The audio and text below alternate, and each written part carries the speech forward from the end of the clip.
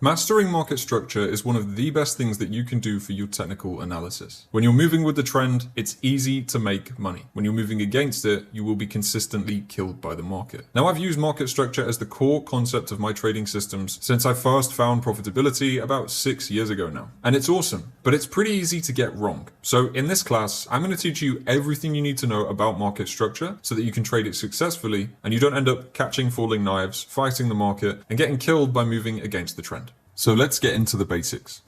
Markets move in 3 main phases: uptrends, downtrends, and consolidations.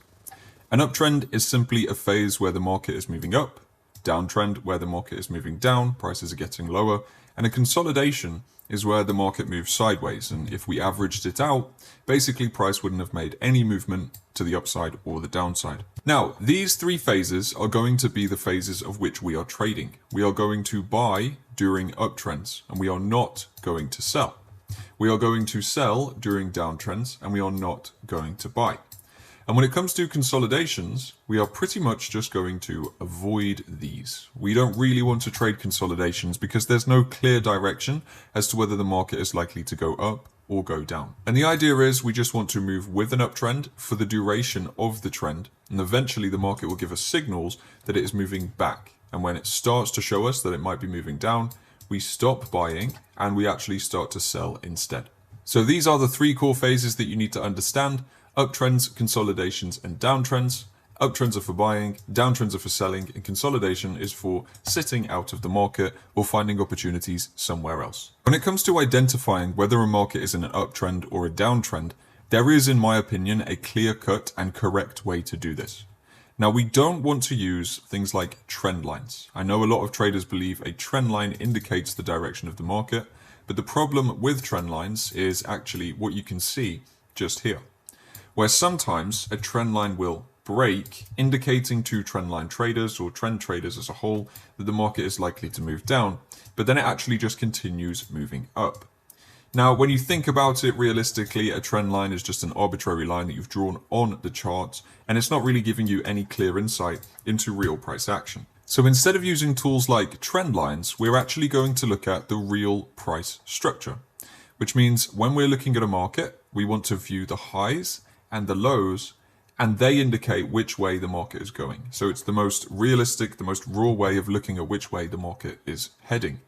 To do this, we use concepts we call high and low structure, which is essentially what you can see on the chart here. Higher highs and higher lows indicate an uptrend. So where you can see I've written HH, this is a higher high, and this is simply a high that is higher than the previous one. Okay, so as you can see, we are continually forming higher highs in the price structure here. Obviously, this is an example, but you'll see this on a real chart in a moment, which tells us that this market is endlessly moving to the upside. It keeps going higher, therefore indicating an uptrend. Now, in order to maintain the uptrend, we also have higher lows, and this is showing that price structure, each low, like this one, is higher than the previous one. And this one here, again, is higher than the previous one. Now, this is how we validate the continuation of the trend, because the higher highs are obviously what leads us into profitable moves if we're buying the uptrend, but the higher lows essentially protect the integrity of the trend. Providing the market continues to make higher lows, then this market should indeed continue moving higher. And the idea for us as traders, which we're going to get into soon, is to buy around these higher low points to catch these larger moves. The reason higher lows are important to kind of protect the integrity of the trend is because what can happen is that the market can come down like this and push through a higher low. Now this would then create a lower low, okay? Because this low that we've just formulated at this level is now lower than the previous low, which was indeed a higher low over the previous lows, right? So keeping it simple there, essentially this low is lower than the last one, which tells us that the integrity of this uptrend is now broken because the market is showing willingness to push lower than previous lows that were printed in the market. So what would this lead into then? Well, generally what we see after the formation of a lower low is the start of a downtrend. So this lower low might then be followed, and often will be followed, with a lower high. Okay, so we can mark that as an LH. This lower high is simply a high that is, of course, lower than the previous one, which is this one just here. This tells us that the market is actually now starting to trend downwards. And instead of moving up, and instead of looking to buy, because we're expecting it to move up, we would now shift the narrative. And what we would hope to do is see a pullback or retracement, as that's also called, to sell in and around the next lower high. We're expecting from this point onwards for new lower highs to form and for the market to continue moving down. So that is kind of how we see trends using highs and lows, and the simple price action way to view the changes in the trend. Now let's lock in on this phase of price action on Euro Swiss franc. This works on all markets, on all time frames. We're going to go through that high-low structure and mark out this trend. So from where we are going to begin, we're looking at pretty much this high, and then our swing low of the entire movement is going to be down here, and then our swing high of where price currently is up here. So we're going to work out the trending direction between this area of price action. So the first thing we can do is just use this path tool to start plotting the trend. We have our high. Here we have a low. However, one thing I want to draw your attention to is this low did not push beneath a previous higher low. So this phase of price action following to this move and then down to here is actually just consolidation, okay? Because we didn't break through a higher low, the higher low being this one just here initially, we haven't yet validated or changed the trend at all. So this would be a consolidation.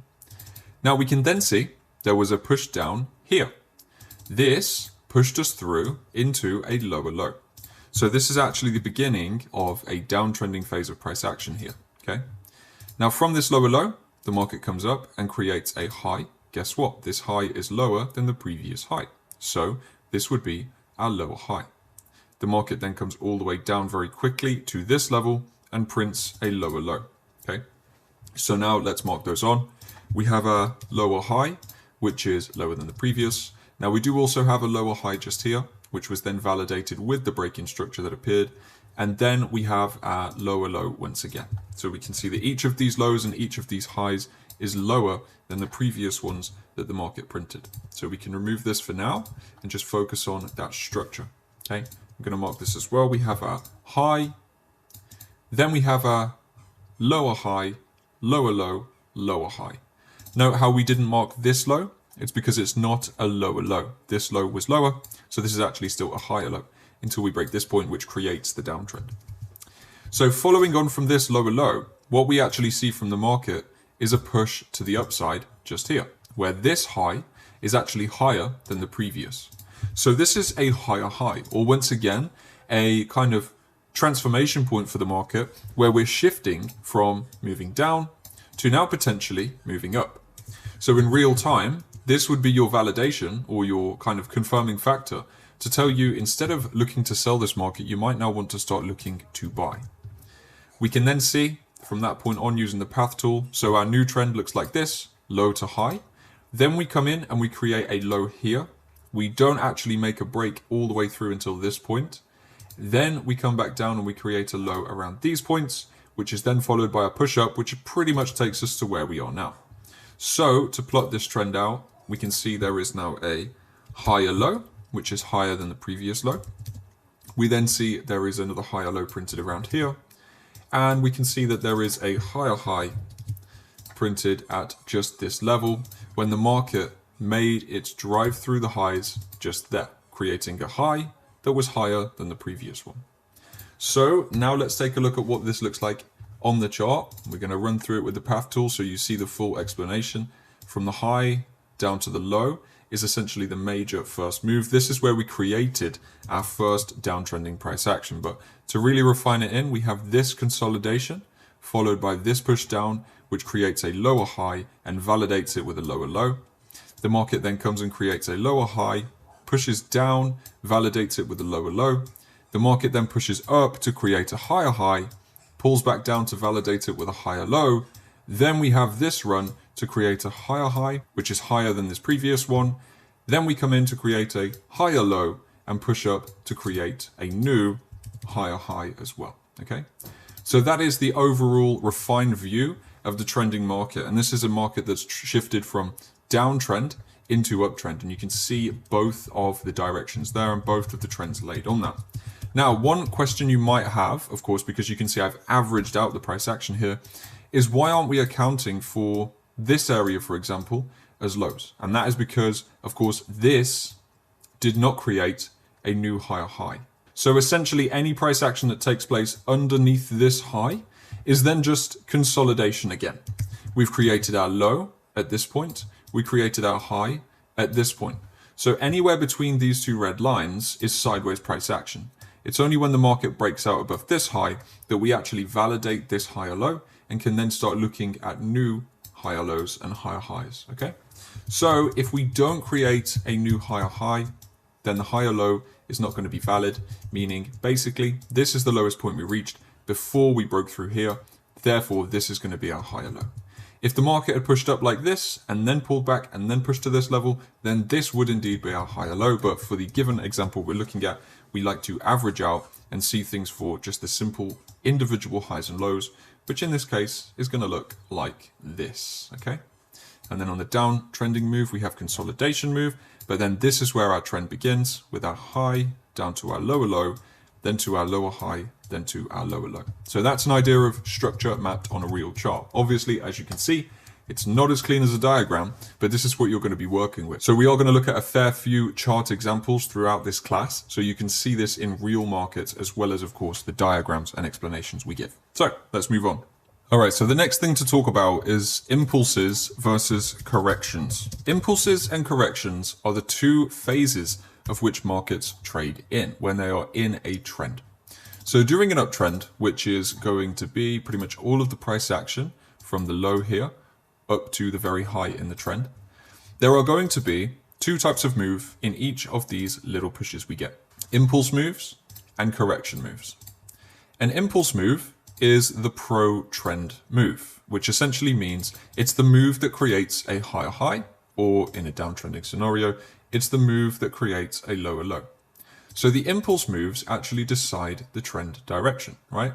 If we get a push from here down to here, and it pushes through a higher low, creating a lower low, that's actually an impulsive move, which is now deciding the direction of the trend. Now with this next move again as well, we have this lower high down to our lower low, and as you can see, this move pushed us through a previous low. So that makes it an impulse move, right? So the impulsive moves are essentially the movements that push price over highs or beneath lows. We can see here we have a high, then the pullback, then the impulse move is the one that pushes us to a new high. So an impulse move will push us past this level, and that's going to create the new pro-trend movement essentially. So the impulses mapped out on this chart are pretty much all of the ones we have now marked, along with this one here. These ones, so 1, 2, 3, 4, are bullish impulses, and they are pushing us into new highs, confirming the existence of an uptrend. For the bearish impulses, we are looking at this one and this one, because this one here pushes us from a high down to a low, which is lower than the previous low, crafting that lower low, therefore breaking us through a low, becoming an impulsive move. So the impulsive move basically determine the downtrend here, and then following impulsive moves will continue the downtrend. Now, if the market created this low and then had a push all the way back up like this, which pushed us over this lower high once again and actually created a higher high, then this move would be the impulse move to a new uptrend, okay? So that's impulses. The second type of movement is corrections or corrective moves. Corrections are the pullback moves. So a pullback is essentially where the market is slowing down temporarily and making a movement kind of against the overall trend. Now this happens because, of course, buying is very strong in these impulsive moves, but people are going to take profits. Some people are going to sell. So we get this kind of alleviation for the market where weakness comes in for the short term until we see a price where traders are happy to buy in mass again. Then we get that new impulse. So corrective moves are basically contained within the high and the low of each of the impulsive moves. You can see the low of the impulsive move is there, the high is there. The corrective move does not break above a high, and it does not break beneath a low. All it does is pulls back inside of the range of the larger impulsive move. So you can see that's what's happening with every single one of these corrective moves, okay? So a corrective move is basically counter trend. If we are in an uptrend here overall, so this averaged out is going to be a pretty clear uptrend. Let me mark that on. We know the impulsive moves are therefore going to be up or pro-trend moves. and the corrections are actually going to be going down. So they counter the overall idea. Okay, they are essentially retracements or pullbacks or phases where the market is going in the opposite direction to the overall bigger trend. Now, in the downtrend, where we have bearish impulses or downtrending impulses, which are continuing to push the market lower, the corrective moves are going to be pulls back to the upside. So any short sellers who are profiting from sell moves are going to buy back their contracts, which is how they close them to take a profit. That's going to inject small amounts of buying pressure into markets around new lows, which will create these corrective moves, pulling back. So we call it a correction, a pullback, or a retracement, either or, any of those. And then when we reach our new lower high point, then we will follow through with a new impulsive move. Okay. So impulse moves are pro-trend and corrective moves are counter-trend. Okay. And it's important to understand these phases because we are always going to be looking as to whether the market is continuing to make bullish impulses or whether it breaks into bearish impulses. Now, if we track the impulse moves, that is how we determine whether the market's making new highs in an uptrend or whether it's breaking down into new lows in a downtrend, or once again, whether it's going to be breaking from a downtrend into an uptrend by making a new bullish impulse. So it's important to understand the concept of impulse and corrections. Now, another use case of these impulse corrective moves is these corrections, which in the uptrend are going to be pulls to the downside, are actually where we want to buy. Now, if we want to buy a market that is continually moving up, it's ideal for us to be able to buy as low as possible because, of course, the lower price we can get in at, the more profit we can make when the market moves to higher prices. So what we don't really want to do in an uptrend is end up buying up here. Okay, we don't want to buy at these levels. We want to buy as low as physically possible in each of the moves. So if we see the market push up like this and it creates a new high, rather than buying here, we want to ideally be able to buy somewhere in the corrective move. That way, not only do we profit on all of the movement that happens above this level, but we can actually profit on all of the price movement that happens as price reapproaches a previous higher high. Okay, so we get the biggest profit potential by buying from the corrective points or the corrective moves in an uptrend. And the same goes for a downtrend. If we can sell around the high of the corrective move, then we get the biggest profit on a short trade, which is basically where you profit when the market falls, by getting in here and managing to catch the entirety or the majority of the downward impulsive moves that then occur. So now we've popped back over to our Euro Swiss franc example, and we're going to mark the impulses and corrections on this chart. We're going to start with the impulsive movements on this phase of price action from the very beginning. So we have a low here, which is then pushed up, and it's pushed us over the previous structural highs. So from here to here is our first impulse. Okay. Then we can see the market pulled back. However, it failed to break through the low. So therefore, this is going to be a corrective move. So let's mark them different colors based on the trend. Green, that's going to be our impulse. Red, that's our correction. Then we have another push to the upside here, creating a new high ever so slightly. That is going to be our impulsive move. And then the market comes back and creates a bearish corrective move. Why is this a correction? Again, because it didn't break us through any significant lows. In order to change the trend, we would have needed to see a break of this low here. Okay. So then we get another impulse to the upside from this low to this high. That's going to be an impulsive move or a pro-trend move. Now, this is where things get a little bit messier, and this is good to show you. This move here, although it did eventually follow through into a lower low, in real time would have been seen as a corrective move because, of course, we can't see that the market was going to move into a downtrend. So we would essentially be looking at buying this level in anticipation of the market then moving higher. Then what we actually saw from that point was that the market didn't push higher. It ended up pulling back here. So this move realistically is just going to be seen as a consolidation move, and that goes for basically both of those pushes there. From this point to around here, the market didn't get anywhere. It just failed to make a new low, failed to make a new high. So this is a consolidation or a phase of price action that we would generally want to not trade. Now we then do get, however, from this high down to this low, an impulsive move.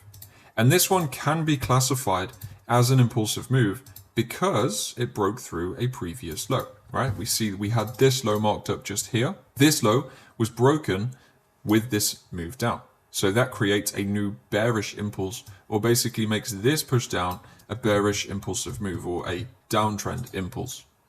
So that would then lead us to kind of shift the narrative. We're not looking at bullish impulses and bearish corrections anymore. We're looking at the impulses to be the large down moves, and the corrections now become the shorter pullback moves. So this would be our corrective move. So what we can do is make this one green so you can see this is an impulse. Our next correction would then be up to this point. Our next impulse would be down to the low just here. But then we have a pretty immediate market shift. So from this low up to this high is also an impulse. And the reason that this one is an impulse is because it has created a high, which is higher than the previous high. Okay. So we have impulse, correction, impulse, correction, impulse. That's an uptrend. We move into a bit of a messy phase of consolidation, but then we make an impulse, starting a downtrend, correction, impulse, continuing the downtrend, but then we are immediately followed by another impulse, which pushes us back into new highs, therefore validating a new uptrend.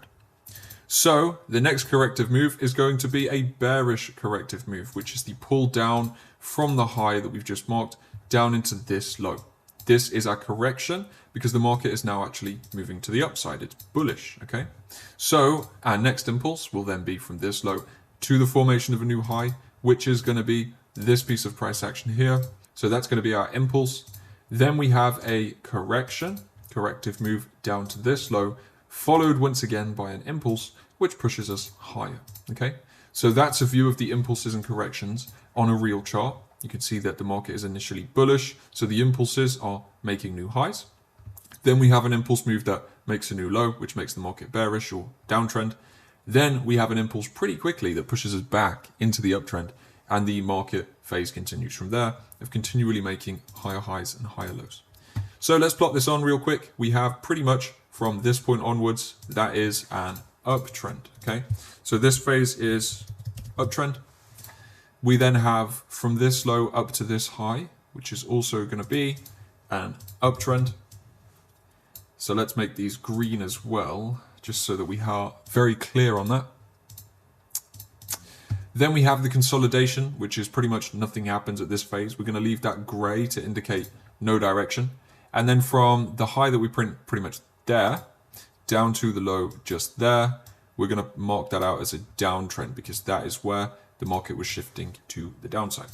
So now you can see how we've formulated the market direction by using high-low structure, and then we've also plotted them as impulse corrections, so you can see what that would look like. Now I know this is rather messy. Don't worry, your analysis is not going to be this messy. I'm plotting this on to show you the theory, okay? We'll keep it simplified when we get down to some chart examples in a bit. Okay, so we've been through high-low structure, we've been through uptrends, downtrends, consolidations, we've talked about impulses and corrections. Now let's talk about break of structure, or BOS. Now a break of structure is simply a tool or pretty much a markup that we use to determine where the trend has broken. So a break of structure is pretty much every time a new high or low is broken, we envision that as a BOS, or a break of structure. It's simply because the structure has now broken in one direction or the other, okay? So we have the high printed here. When the market comes up and prints a new high, that creates a break of structure. And the break of structure takes place at the previous high, pretty much at this point here where the market pushes through, okay? So that would be a break of structure. We also see another break of structure here when the market pushes through the previous high. Why do we call it a break of structure? Well, because the existing structure is breaking into a new high or a new low, right? Now, we use this BOS tool to kind of simplify and envision where the breaks are happening to keep us in line with the trend. You'll see later in the video how we use this to create confirmations and formulate real trades. Now, I indicate breaks of structure both ways. There's also something that people use called a change of character. So it's actually called a CHOCH or a ChoCH or something like that. In my eyes, this is nonsense terminology and I'm not going to use that. So if you've used that before, I just call it a break of structure, just so you don't get confused through the video. If you haven't, you can use it if you want, but I just prefer to view things as what they are. So I mark then the level here where the market pushes from higher highs and higher lows into its first lower low as, again, a break of structure. What we've actually seen now, though, is a reversal break, where the market, initially these breaks of structure or BOSs were bullish. We were seeing bullish breaks into new highs. Now we've seen a bearish break of the structure into a new low. So this BOS here indicates a trend reversal. Now, as you can see, this high, where our break of structure could potentially take place if the market pushed higher, it doesn't take place, okay? We don't get a break of structure there. Instead, what we get is a push through the next low, which then again creates the next break of structure, or in this term, creates a bearish impulse and validates continuation of the downward trend. So breaks of structure are essentially taking place at the points where highs are breaking into new highs or where lows are breaking into new lows. And these things are going to be pretty much how we indicate which direction the market is going. We're going to use them for trade confirmations and just making the analysis clearer. You're going to see these a lot more, but that is what a break of structure is. And some people will call this one a ChoCH, change of character, whatever. I don't do that. If you do, you can continue to, but throughout this video, you're going to see this indicated as breaks of structure instead of that, okay? So let's move on. So in a simplified manner now, we're going to run through this little phase of price action on Australia dollar, Japanese yen, and mark out these breaks of structure. So we're going to begin around here. We have a high, pushed down to create a lower high, and now we've pushed down to create a lower low. Now, until we break this high, we are not really changing the trend direction because, of course, the market could pull up to pretty much here, but still keep moving down. The reason for this is the market here did not make a new low. So this is still our valid low, and anything that happens between basically this level and these levels here is just consolidation. So this entire move becomes a consolidative move. So what we would do to approach this is mark our BOS line on around this high. We're going to just put it there just to keep it nice and simple. And then we would have a BOS line that we could mark out here. If the market was to push through this low, that would create a break of structure upon the push through, which would continue the bearish move.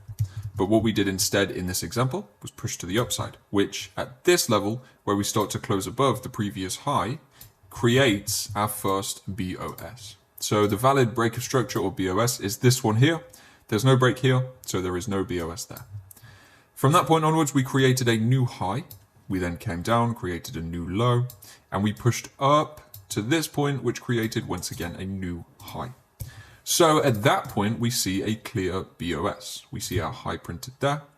We can drag that across and you can see the structure, being this high, has broken into a new high. Okay, so that's going to be our next BOS. Now at this point, our valid low is this level. So we've got two opportunities from pretty much this point onwards in price action. Either number one, we create a new low, push higher, indicating a break of structure and continuation of the uptrend. Obviously, you can see that is what happened. But the alternative would have been if the market had pushed down, crossing through this level would have created a BOS here, and that would have indicated further downside or the start of potentially a downtrend, which could push us into bearish impulses. Okay. Now, obviously, as you can see with the benefit of hindsight here, this market pushed into a new high, creating a break of structure at this level here as the market pushed its way into a new high. So what this does again is now creates our valid low. This is our higher low. We know that because the market's gone and closed higher. So this would be our BOS point, right? If the market was able to push through this level, that would indicate a downward trend. What we see happened is we pushed up, we pushed down, we stopped there, we pushed up and created a new high. So what we've got now is a new higher low, which we can pretty much put in around this point just here. So from this point up to here, that's going to be our break of structure at this level. And now again, we've created two levels to work with. Either we push up, pull back, and then push up again, creating a new high, or we come and push down and break through this low, which would indicate a downtrend beginning. Okay. So from where we are, which is here, we now see the market's pushed up. It did come down to break through this low, but it only broke with a wick. And we're going to get into this very soon. I want to just briefly mention it now, but if you see a wick like this, we don't really use this as a valid closure or a valid change in the trend. Now, a wick, the little sticks coming off the candles, what that indicates is rejection of price action. It's the candle bodies or the big blue and gray blocks that you're seeing that indicate confirmation. So if we wick under a level like this, that's not necessarily telling us that this market is going to be moving to the downside immediately. Sure, the fact the market got down here could be indication that maybe the trend changes soon, but it's not really going to validate a change in the trend until we see confirmation with closures. So following this push lower, we then have a push higher, which pushes us over our previous high.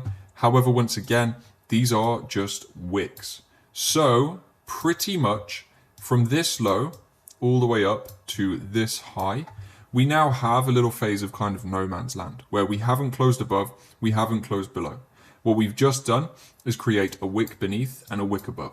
So that actually puts this bit of phase of price action from here through to here into what we call a consolidation. And until the market made a closure one way or the other, we wouldn't have validation as to whether the market is going to continue moving up or whether it's going to start moving down. Now at this point, obviously, here we created a break and close, and that went underneath our previous low. So just clean this up a little bit. Our previous low that we had marked was pretty much these levels here. And as you can see, this push created closures beneath that level. So therefore this would become our BOS, or break of structure, because we've seen closures underneath the level. And this is maybe first indication that the market is now moving in a downtrend, which as we can see, is kind of what it's doing because it's pushed us through to the next lows as well. So by marking the BOSs and marking the swing highs and lows and waiting for a break of structure either way, we basically get validation of whether a trend is going to continue going up, continue going down, or reverse to the other direction. Here we had our first break, which came in at this level here. That indicated an uptrend where we had bullish impulse, bearish correction, bullish impulse, bearish correction, bullish impulse, bearish correction, bullish impulse, bearish correction. Then we shifted into consolidation. The market did nothing, but eventually it broke through. What's this break? Well, this, considering it's now broken through a lower low, has become a bearish impulse. So now we could look for bullish correction, bearish impulse, and so on and so on and so on. That would be the first indication that this trend could potentially be changing direction. So that is how we plot BOS on the chart. And really it's just for, number one, confirming trend directions. Number two, keeping our structure analysis pretty neat. As you can see, this compared to what we did before with drawing the impulses and drawing the HHHL structure on the chart, it was a bit of a mess. But this is very simple and easy to work with. We can see from this point onwards, if the structure breaks here, we go up. If it breaks here, we go down. If it breaks here, we go up. If it breaks here, we go down, etc., etc. And it gives us a clear way to understand which way the market is going and a clear way to react to the breaks in structure that we may see, whether they are up, pro-trend, or down, counter-trend, and the start of a new trend. So now we've taken you from no understanding of structure through to understanding impulses, corrections, how to determine uptrends and downtrends by using high and low price structure, and how to identify and indicate breaks of structure which will either continue moving the market higher or lower or indicate reversals as we see here. From this point, you've pretty much got everything you need to build the foundation of a profitable market structure trading strategy. Now we're going to talk about some traps and nuances and mistakes that people make before going on to showing you how to profitably trade using the structure theories we've discussed so far. So the first big mistake that a lot of traders make with structure is getting the internal structure wrong, right? Now, internal structure is anything that takes place inside of basically one of these impulsive moves. So our impulse in this example is from this low up to this high. Anything that takes place under this high and above this low is called internal structure. So the market can do whatever it wants. Unless it breaks out one side or the other, there is no real shift or no real urgency for us to start looking for positions. And any trades we do take are going to be kind of lower probability because they're not moving with the larger trend. Now, the mistake that people make in regards to internal structure is they will see a high forms and then we get a little low, which is internal. We get a new lower high, also internal. And then when the market breaks through this low, for example, traders will then see this here as a break of structure and a confirmation of this market going lower. So they will start looking for selling opportunities, thinking because the structure is broken here, we've actually seen a change in this upward trend.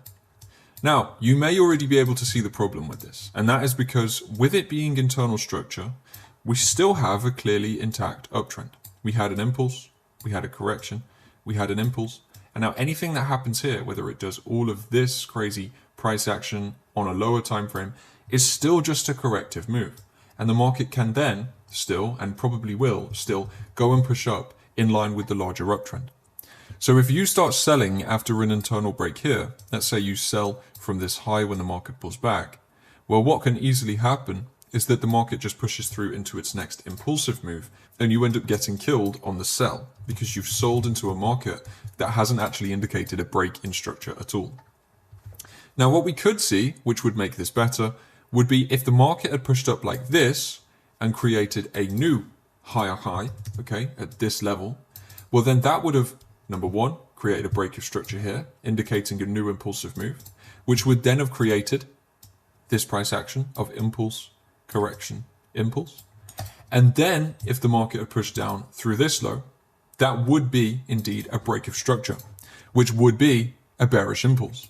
So we would be well within our right mind to sell from here on out, because we will have actually seen a clear break of structure where bullish impulses are breaking into bearish impulses. But when you start to see the market like this and you treat this as a valid break in structure, well, now you've got a problem, because this here is not a higher high. All it is a piece of internal structure that really doesn't tell us much of the story. And if you start selling into that, well, then when the market breaks up to make a new impulse, you're going to lose and you're going to be confused of why it happened. But hopefully not now that I've explained that. So making sure you don't get caught up in the internal structure and make sure you're only working off of the clear high-low structure of the market is a very simple way to avoid one of the biggest traps and biggest mistakes people make with structure. Right, now I want to show you that on a chart because I think this is going to resonate with a lot of people who have been into structure trading before or currently and are struggling. So if you take a look at this chart here, we've seen a break of structure which has taken place over the previous highs, this being the break, and this being what some people will see as a higher high. So seeing this price action on the chart, a lot of people are going to look for buys when the market pulls back. So they might look for the retracement with the expectation to then continue buying this because they see, well, this is broken structure, which has pushed us into an uptrend. Okay, you can see that there is on the surface a break of structure here over this high and over this high. Now, the problem with this is there is actually no clear break of structure here. Although it looks like there is, it's a bit of an illusion. Because if we look at the low that's been printed by price, which has taken place down here, we can now see that realistically everything that happens above this low is just internal structure. If we look at our impulsive move, it begins here and it runs all the way down to here. There is then nothing which has indicated a new break and change in the structure. So until we push over this high, there is no change in the trend. And all this is a corrective move that is likely to then follow through with a new impulse. So although it looks like when you look at this structure, we see, okay, we've had a break of structure, we're happy to start buying. Realistically, there is no reason to do that. In fact, if anything, you should continue selling because there's been no change in the structure other than this small kind of internal structure, meaningless pullback move.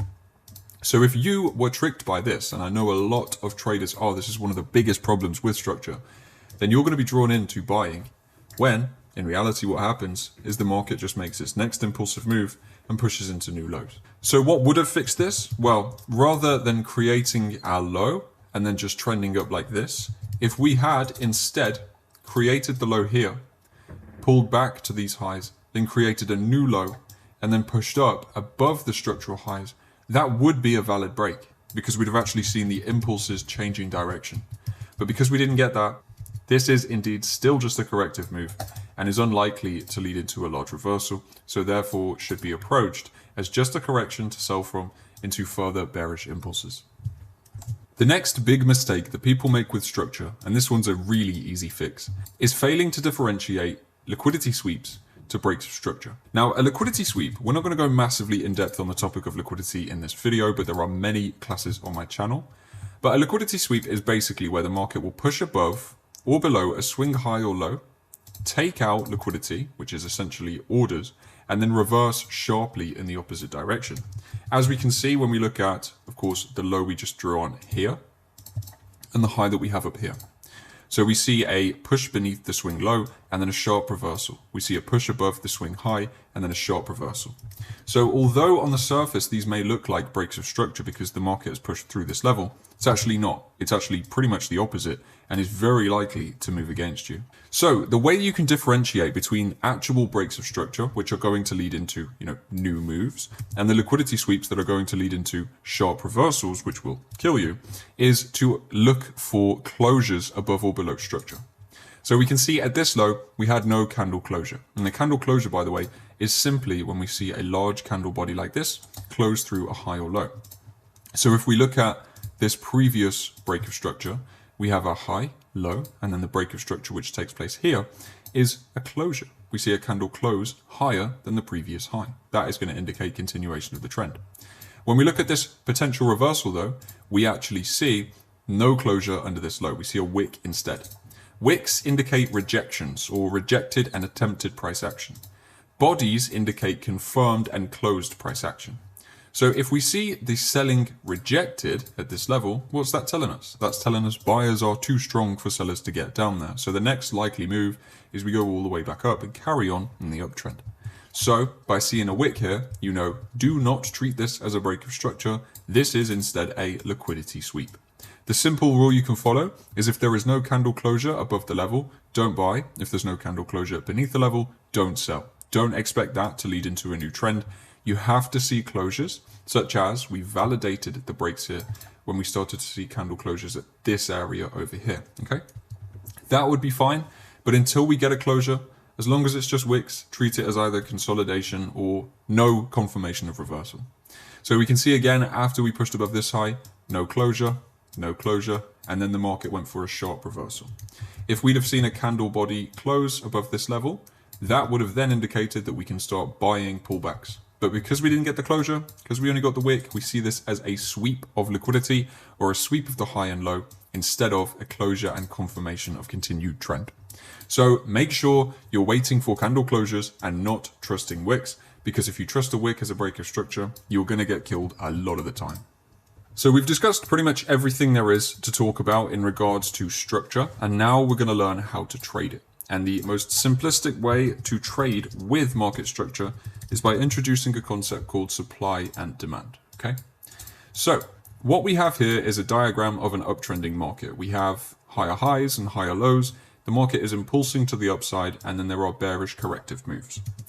Now, when the bearish corrective move bottoms out, we create here what we call a demand zone.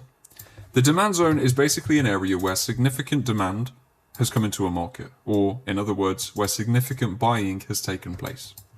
Now, when we see a large impulse like this is driven by institutional buying, okay? The big push that breaks us into new highs is basically banks and trading firms placing significant orders, which is big enough essentially to drive the market, okay? The more people that want to buy, the higher prices go because the more sellers can demand for the asset. That's why they go high. So more people that want to buy is pretty much equivalent to the demand to buy. So another way of saying more people want to buy is saying there's high demand, okay? There's a lot of demand for buying this asset. When we see a corrective move bottom out, we then see what we call a demand zone a lot of the time, which is basically an area where the market has very temporarily gone sideways or consolidated before a large impulse to the upside. This tells us that this is a good place to buy. And basically the concept will then be, if this is seen as a good place, good price level to buy at, when the market returns to this level again, we are likely to see more buying taking place, okay? If there's a discount and then things get expensive and then it comes back down to the discount and you want it, well, you're probably going to buy it down there. So that is what supply and demand is. Now this is demand, the buy side. On the sell side, it works the exact same way, except what's happening here is the institutions are injecting significant amounts of supply into the market. So that is why we call it supply instead of demand. Obviously, this is then seen as a premium price to sell. If the market retraces to it and you want to sell your assets, well, the more you sell it for, number one, the more profit you make if you are in a buy trade. Number two, the better price you are in at if you are looking to short the market, okay? So that's the supply version. Let's focus on demand for the moment then.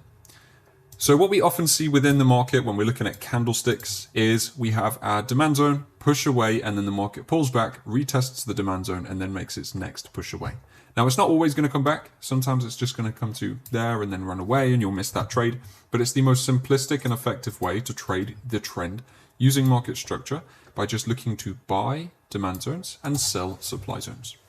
So in this example then, following on, we had a demand zone, impulse, correction, retest of demand zone. This is where we want to buy. Then following that point, we have had a demand zone, impulse. We would now look for a correction, and our demand zone is where we would want to buy again. Okay, so we would essentially approach this market by buying this level, stop loss beneath the low of the zone, and then we can look to continue the market higher because we know with an uptrend intact, it's likely that we're going to get new highs once again, right? So that is the simple supply and demand way to trade. That's demand for uptrends. You only want to trade demand in uptrends, and you only want to trade supply in downtrends, okay? And this is simply going to be the same, but you're looking to sell the market instead of buy, all right? So this supply and this supply become good selling points. Right, let's take a look at this on a real chart. So we're doing a bit of replay, and we're looking at NZDJPY, 15-minute time frame, but for reference, this will work on any time frame you want to approach the market from. So at this point in time, we are looking at a downtrend. We've seen the market here create a high, then we've pushed into a lower low, then we've created a lower high, we've pushed again into a lower low, and a lower high, and now we've pushed lower once again. So we are now in a downtrending move, right? Just to draw that out for you, we have this kind of price action, and we are currently trading down here. Now we can see this downward move, this break of structure was created by a supply zone here. And to show you how I plot supply, I simply use the last candle before the impulse that has imbalance. So don't get confused, I'll break it down for you now. We see this candle here, this gray candle, this is the last candle before the impulse to the downside, okay? So that is why that will be the supply zone. Simply the last candle essentially before the push begins. So to show you a couple more examples, we would have this gray candle here. This is the last candle before an impulse to the downside that broke structure. Therefore, that is going to be the supply zone. As you can see, if you'd have sold that supply, you'd have caught a very nice entry to that move, okay? Now, the imbalance point I just made, an imbalance is simply an open candle range. So when we look at, for example, the supply zone we're currently focusing in on, we can see the wicks of these candles here go up to this point, but don't go into the supply zone. So that creates, basically, in this area here, what we call imbalance, right? There is no wick filling this zone. So if this wick had traded in, that would have created efficiency or balance. Therefore, we wouldn't have any imbalance. Therefore, this supply wouldn't be of interest to us. But because there is still this open price range between these wicks and the wick of the supply zone, there is basically a draw. This is going to act as a magnet that pulls price towards that level. So this is therefore a level of interest. Now that is why we are not going to be interested in, for example, this, which is a last candle before an impulse. Why is that? Well, because this one has already been hit. So this could have provided its own trade, but we are kind of past that point now. There is no gap between this wick and the candle that we're looking at as our supply. Therefore, there's no real reason to focus on that level, okay? Again, here we have supply, but there is no imbalance. There was initially between this candle and this candle, but the market's filled this now. So there is no imbalance there for us to focus on, therefore making this one irrelevant as well. So the zone that we're looking at here is basically the last imbalance point in this leg of downward price action, right? Nowhere imbalance down here anymore. The only imbalance left is up at this point. So with this being the last candle before the impulse, and with it being an imbalanced supply zone, we know the market is trending down. We have that clearly mapped. Down, correction, impulse, correction, impulse.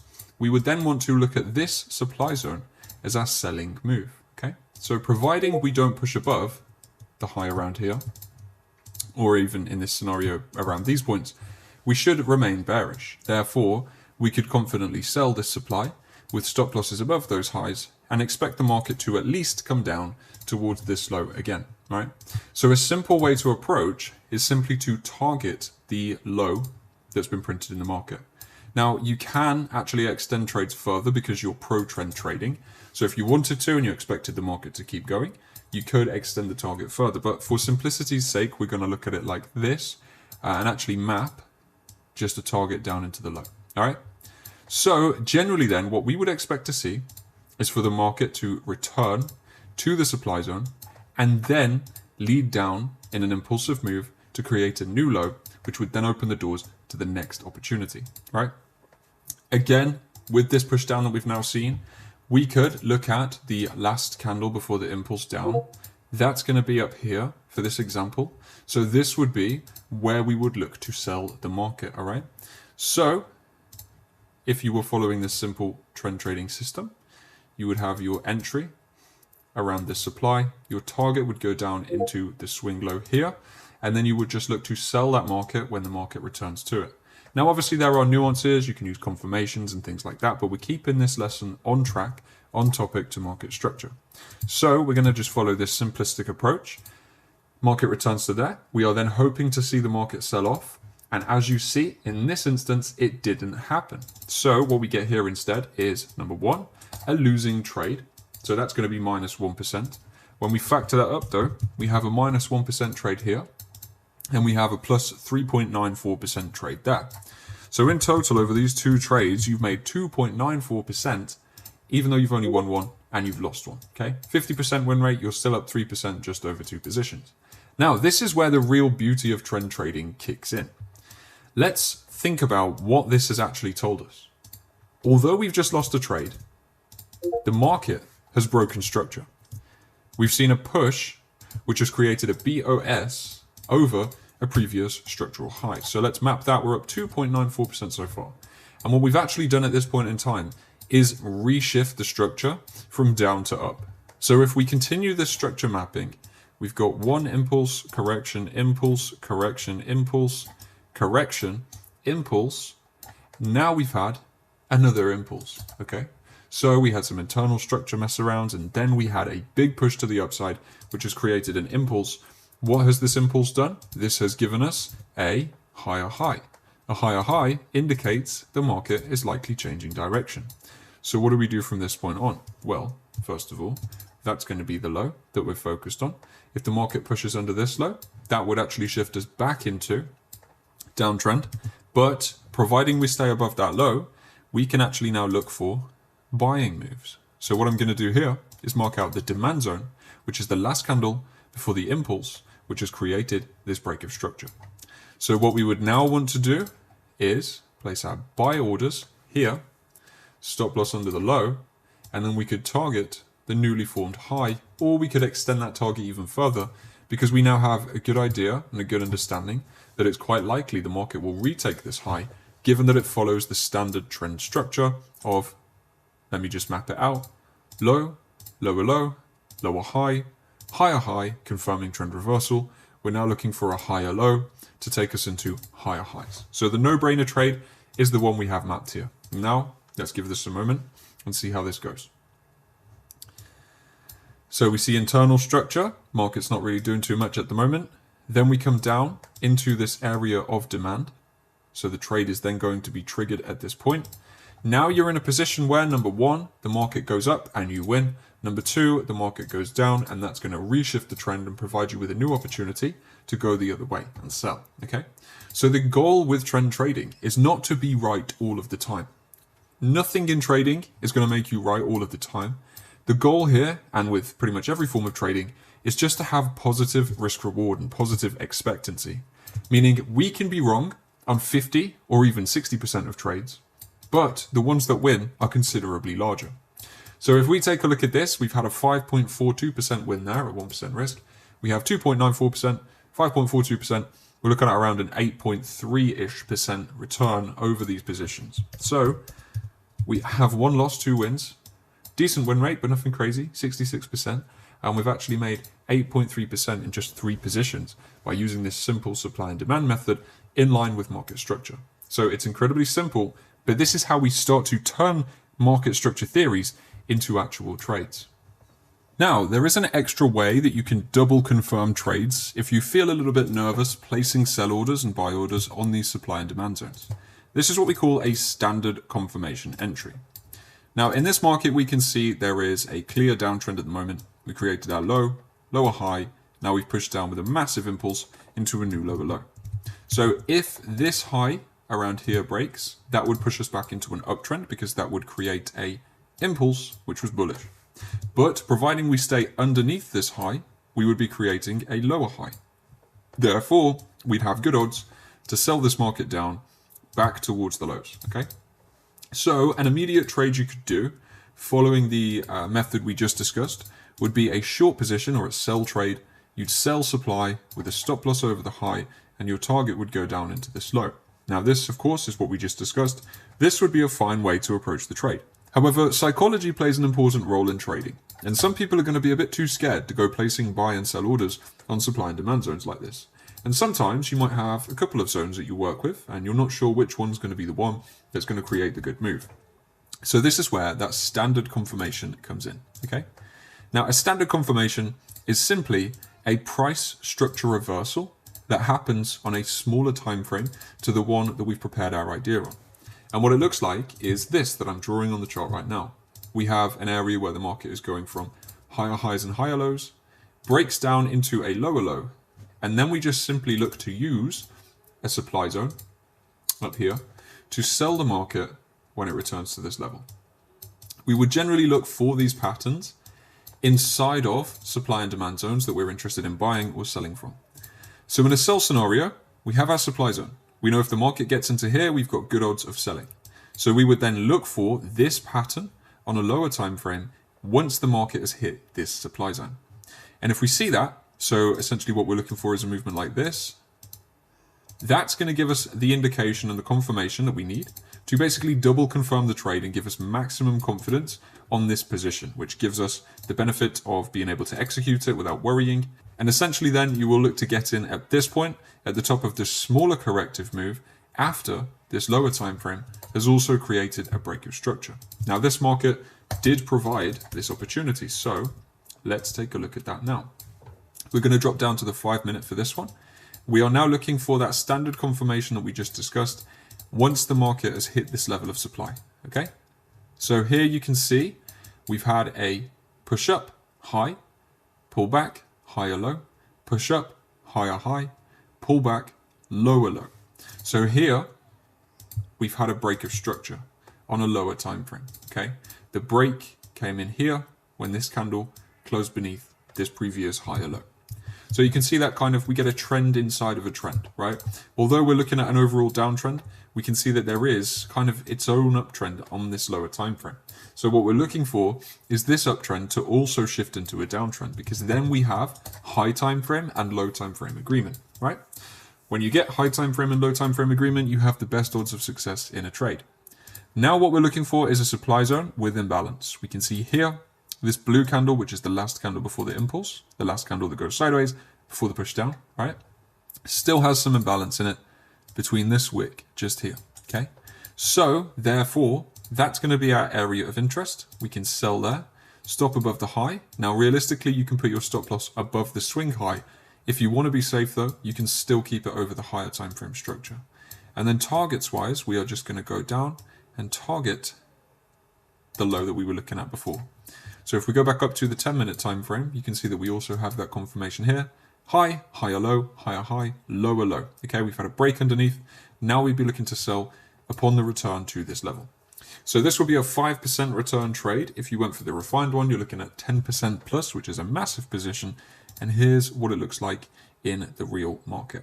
So you see a drive down from that level, and slowly, surely, eventually the market gets its way down to the target. So that is how you use confirmation entries to get safer opportunities, because number one, you've got high time frame agreement, large bearish impulse, corrective move, supply zone to sell. Now number two, you've got low time frame agreement. We have the impulse on the low time frame shifting us into a bearish market. We can look for a pullback and then we can sell from there. We can target this level and we have many opportunities to take partial profits or go break even or stop trail along the way. Now we're going to talk about substructure and swing structure, because this is where a lot of different opportunities come in. So remember we discussed the impulse correction format of a market. Well, depending on what time frame we're looking at, we're going to have kind of trends inside of trends. So if your high time frame analysis and your high time frame trend is on, say, the 4-hour time frame, on the 30-minute time frame, the hourly time frame, the 15-minute time frame, the 5-minute time frame, there are going to be these smaller trends inside of trends. You're going to see smaller trends taking place as you zoom in because there are more candlesticks available. So we can section the analysis into two types. Number one is the swing structure, and that is the clear directional bias of the higher time frame that you've analyzed. So if we analyzed an uptrend on the 4-hour, the 4-hour structure is going to be the swing structure, and the uptrend that we found there is going to be, again, the swing structure. But this is where the magic happens, because inside of the corrective moves or the pullback moves that we see, we get substructure, which is kind of that internal structure that we discussed. This is going to be just the corrective pullback move. But when we look at this on a time frame lower than the one we analyzed on, so in this example, if we have a 4-hour as our swing structure and it's an uptrend, then anything beneath the 4-hour, so perhaps a 30-minute could be our substructure. And what we're going to see on the 30-minute there is inside of the corrective moves, we're going to see smaller trends. And what we're going to see there on the 30-minute is inside of these corrective moves, we're going to see smaller downtrends, okay? Whereas these might not be so visible on the 4-hour, it might just look like a couple of candles pulling back. There's going to be actual obvious trends when we scale in, creating that trends inside of trends format that we've just discussed. Now, why is this beneficial? Why am I telling you? Because this provides us with new trades. We don't just have to stay isolated to buying the higher lows, but what we can also do is look at opportunities in the corrective moves to sell down through the corrective move inside of these lower time frame downtrends. Now, there are some nuances around this, and we need to be careful that we don't try to extend markets too far. So what we're going to do is go to the real charts, and I'll show you some examples of how we can trade this substructure. Let's go now. All right, so for this example, we're going to look at XAU USD, which is gold, and we're going to the 4-hour. We're going to do that 4-hour, 30-minute format. So we can see the structure here has just shifted from bearish with these lower lows and lower highs into bullish with this break of structure, which pushed us over the previous lower high. Okay, again, all of this down here is internal structure, so the break doesn't take place until this high goes. Now, with the market pushing into an uptrend, our obvious next move is going to be looking for a buy on this market when we pull back to an imbalanced demand zone. Imbalanced demand zone, the lowest possible one is going to be here. So we would look for a position that looks something like this, waiting for a pullback down to then buy higher. This is the swing structure, okay? The 4-hour is now officially in an uptrend. This is the first impulse we are going to be looking for on the 4-hour time frame. Correction, impulse, and so on and so on and so on. However, of course, if we are expecting this market to get lower, well then isn't there opportunity for us to sell through this range? Surely there is a trade somewhere for us in there that we can take on a lower time frame. And that is what this substructure trading is all about. So if we go down to the 30-minute time frame now, what we're going to be looking for here is a shift in the 30-minute structure, because as we can see at the moment, along with the 4-hour, the 30-minute structure is also up. We're creating higher highs and higher lows continuously, and that is still pretty much exactly what we're doing right now. But if there was to be a break of structure like this, well, that would change the narrative here on this lower time frame. We would have seen a higher low break, and that would then lead us into the possibility of selling on this 30-minute trend. And there's nothing that really makes this 30-minute trend less valuable than the 4-hour, okay? So what we can do here is look for opportunity to sell the 30-minute as if it's its isolated pair. And then when we start to reach more significant swing structure areas, we should look to get out. Now, what we don't want to do is try to push a substructure trade too far. We should always understand, if we're trading this substructure format, we only want to trade it down towards previous areas of demand because we expect the market is likely to trust the 4-hour more than the 30-minute, meaning the market is more likely to go higher once again rather than turning into a new downtrend, okay, on the higher time frame. So any substructure trades we take essentially should take place within the confines of the last swing structure move. If the swing structure move is going up, we don't want to try and trade past that low, but we just want to see if we can push this market down into an area of demand before we then start buying once again. So essentially we create what we call a sell to buy scenario. We are looking to sell here, and then we are looking to buy from there onwards, okay? But it provides us with new, fresh opportunity on kind of trends inside of trends. We have our big picture narrative. Now we can look for an opportunity inside of that. So here is a quick rundown of what this might look like in a real market. We've seen the market push down under this level. We've then seen a pullback up. We didn't get a closure, so we probably wouldn't want to immediately look for a trade just there. Although, had we got in there, that would have been a very nice place to do so. Okay, so if we'd have seen a candle closure under this low, this would have been the ideal location for us to then sell from. But what we would really want to do is see a more significant breakdown from there.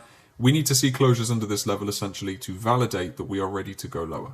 Now, yes, we did have a break here, but with substructure trades, it's always nice to see us pushing more significantly into the range so that we're not getting into positions too soon. Because, of course, what we don't want to do is dive into a sell and then just get killed by the impulse continuing. We want clear indication that the impulsive move of the market, being this move here, is over for now, and that the corrective move is beginning, okay? So there's a couple ways we could approach this. Number one, we saw a closure under this level, so you could realistically enter there. You could put your stop losses above the next high, and you could look to take the market down towards that target, where you would then look for buys. Number two, we can wait for the formation of a new demand zone or supply zone, and then sell from there. So we have a supply zone just here. The market went and pushed down and closed. So you could look at selling from this level, and you could look to take that down towards your target. Now this one's a little bit messy.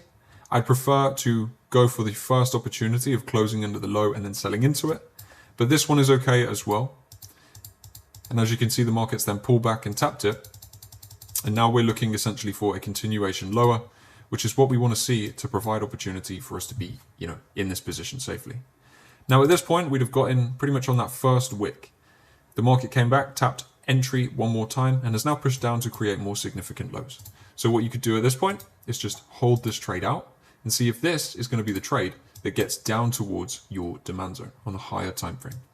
So this area from this high down to this low becomes your substructure area, and it provides trades, essentially trends inside of trends and trades inside of trades. You have your big picture narrative of waiting for a corrective move to then buy the impulsive move and continue the swing structure.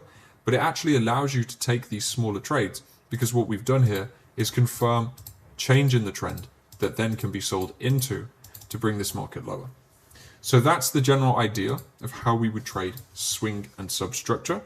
And then of course, after the substructure move is completed, your buy limit on the demand zone to get you into the impulsive swing structure move is going to be triggered, leading you then back into new highs, higher prices, and another profitable trade. So as you can see, this is why we don't want to try and take substructure trades too far, because as soon as the demand zone was hit, we just created a big move to the upside. So any substructure trade we take should look to pretty much just fill some of the range. Then we want to get out and move into the overall substructure idea, because that's the one that's going to be the highest confidence and the highest probability. So there are oftentimes opportunities to do this. Not every piece of substructure is going to give you a chance to get in. I'm saying based on the price action we saw up here, there wouldn't have been much opportunity for me to sell this movement back down. But a lot of the time you are going to get opportunity to sell down with the substructure on the way into larger trades inside of the swing structure move. Okay, so you look for your short-term sells there, long-term buys there, short-term sells there, long-term buys there. All right, and as you can see, we never really want to push the market past an area of demand.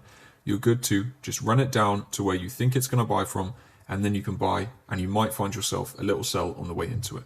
If you enjoyed that video, hit the link in the description at the top. There is a free course which is going to help you to build a trading strategy. Second link goes to my academy if you really want to master this fast. And with that said, that is it for this class. So thank you for watching. If you don't want to do either of those things, then watch this video next. Thank you. I'll see you in the next one.